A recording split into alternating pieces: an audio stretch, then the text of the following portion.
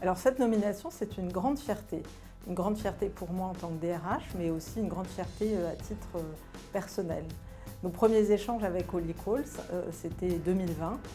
Et dès 2021, avec Nicolas Namias et le CDG, nous signons la charte de l'autre cercle. Cette nomination, c'est donc aussi la reconnaissance d'un engagement très fort. Et puis, à titre plus personnel, moi je fais vraiment partie des gens qui, depuis le début, sont convaincus qu'être LGBT, ce n'est pas seulement une affaire privée. Personne ne doit être contraint de laisser son identité aux portes de l'entreprise. Tout le monde doit pouvoir se sentir libre d'être lui-même au bureau et d'être en sécurité. C'est important d'avoir des rôles modèles, notamment chez les dirigeants, parce qu'aujourd'hui, encore, une personne sur deux LGBT n'est pas visible au travail. Avoir des rôles modèles chez les dirigeants, ça permet de passer le message que faire carrière et être LGBT, c'est possible. Et puis c'est aussi pour les dirigeants une manière d'incarner l'engagement de l'entreprise pour l'inclusion de tous.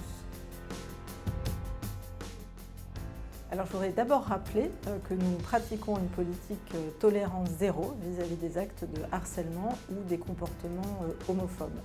À titre d'exemple, nous avons mis en place un système d'alerte avec un bouton Stop Discrit sur le Purple Center de l'intranet. Mais ce qui est important, c'est aussi la sensibilisation de tous nos collaborateurs. Nous avons diffusé par exemple un guide à la fois en France et à l'international sur cette thématique. Et puis nous avons organisé un certain nombre de rencontres, d'échanges, en partenariat le plus souvent avec Holy Calls, en nous appuyant sur les échanges avec Tétu, mais aussi sur le témoignage de nombreux collaborateurs dont les histoires vraiment ne peuvent pas laisser indifférents.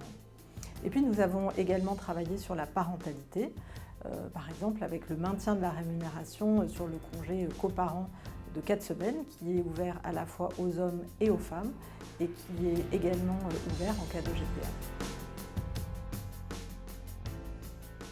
Pour moi, être un bon allié, c'est être à l'écoute, mais c'est aussi prendre la parole, et c'est afficher mon soutien de manière directe et ouverte.